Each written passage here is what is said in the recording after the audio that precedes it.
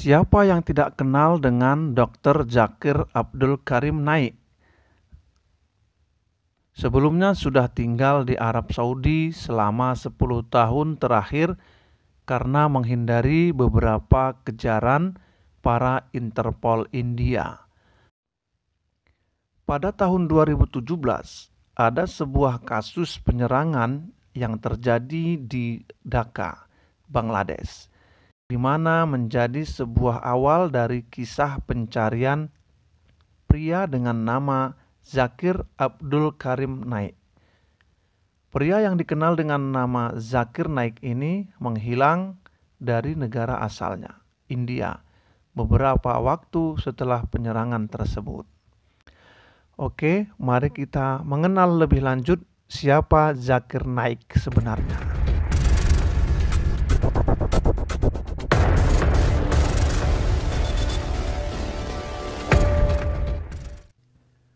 Dr. Zakir Abdul Karim Naik, beliau lahir pada tanggal 18 Oktober 1965 dan saat ini berumur 56 tahun.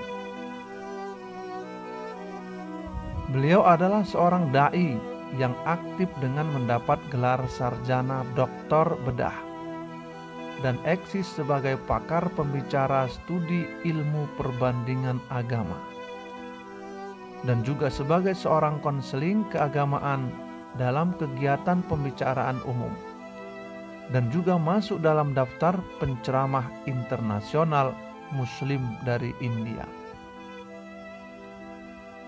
Beliau juga merupakan penulis hal-hal tentang Islam dan ilmu perbandingan agama yang dikenal cukup keras dalam berargumen.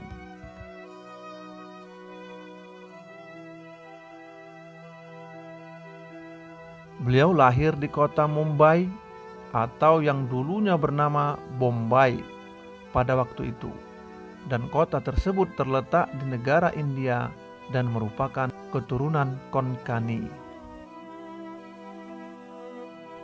Konkani adalah sebuah subkomunitas linguistik yang biasanya ditemukan di pesisir Konkan di barat India yang bahasa ibunya adalah bahasa Konkani. Mereka berasal dari pesisir Karnataka dan Goa, India.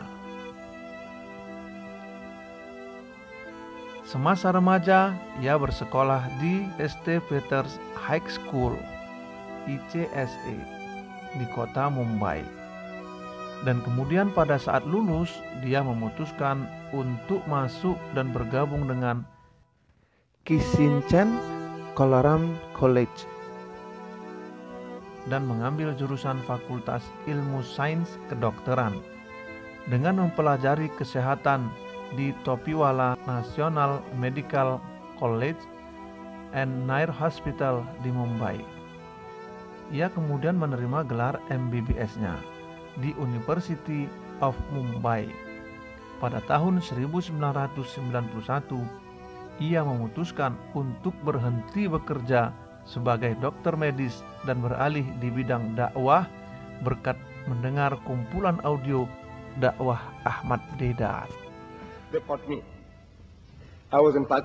Zakir Naik mengungkapkan secara tegas dalam wawancaranya. Dia mengatakan bahwa awal mula ia terjun ke bidang dakwah itu karena terinspirasi oleh Ahmad Deedat yang telah aktif di bidang dakwah selama lebih dari 40 tahun. Menurut Naik, tujuannya adalah berkonsentrasi pada dakwah ke remaja muslim yang berpendidikan lanjut dengan alasan mereka mulai meragukan agamanya sendiri dan merasa agamanya telah kuno. Dan karena inspirasi itu juga telah tercantum dalam hadis Nabi, beliau juga mengatakan bahwa adalah tugas setiap muslim untuk menghilangkan kesalahpahaman tentang Islam untuk melawan apa yang ia anggap sebagai bias anti-Islam oleh media barat setelah serangan 11 September 2001 terhadap Amerika Serikat. Selama ia berdakwah, beliau juga telah banyak keliling dunia dalam memberikan ceramah dan menulis sejumlah buku tentang Islam dan ilmu studi perbandingan agama, dan juga soal tanya jawab tentang hal-hal yang ditunjukkan untuk menghapus keraguan tentang Islam. Sejumlah artikelnya juga sering diterbitkan di majalah India seperti Islamic Voice.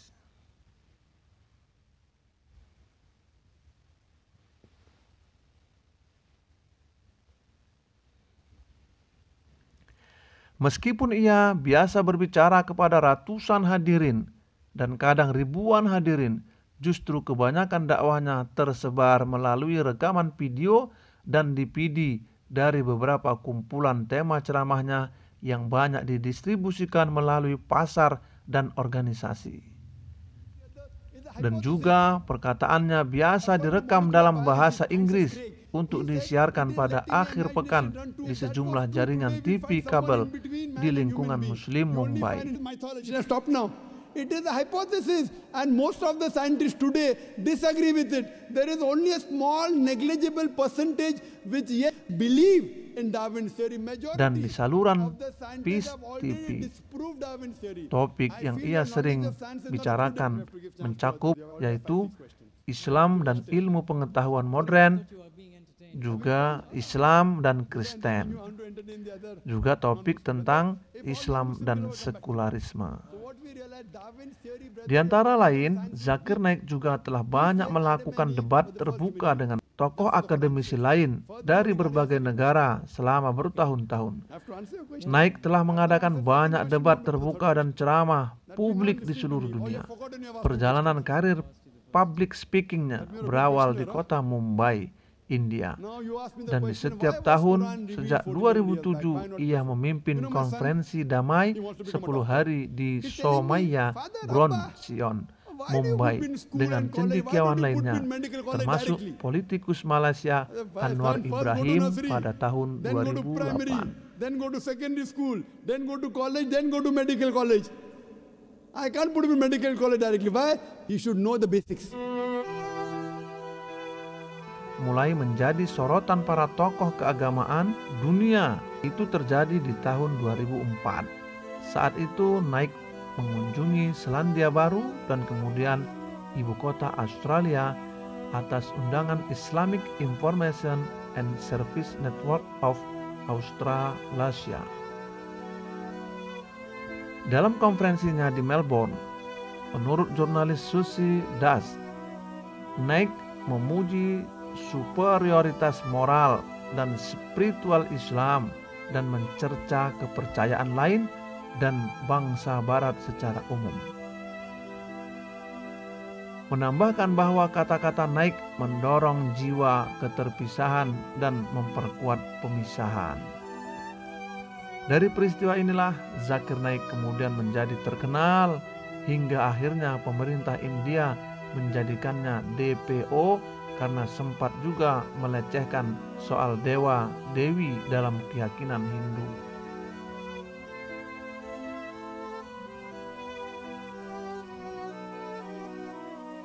Sosok Zakir Naik ini tidak hanya dicari dan menjadi sosok kontroversial di India, tapi juga dilarang dakwahnya di beberapa negara karena bersitegang dengan beberapa pemahaman soal keyakinan lain. Seperti pemerintah Bangladesh yang melarang saluran Peace TV milik Zakir Naik karena dianggap membuat remaja menjadi ekstrim keras pemikirannya.